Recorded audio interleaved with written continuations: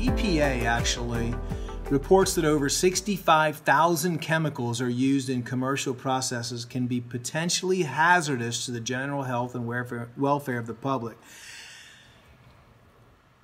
Why are they allowing all of these chemicals? I mean, you know, I write letters to the government. I've written letters to every single president. I've written letters to the USDA, EPA, FDA.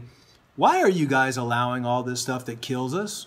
Why? I mean, you have 70,000 chemicals now, 80,000 chemicals. You have phthalates, you have endocrine disrupting chemicals. You let Monsanto dump some of the most toxic stuff all over the planet.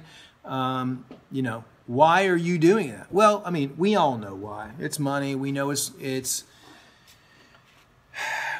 lobbying. We know that there's something else that's at play behind the scenes. But according to the EPA, 1 billion pounds of pesticides are dumped onto the United States every year.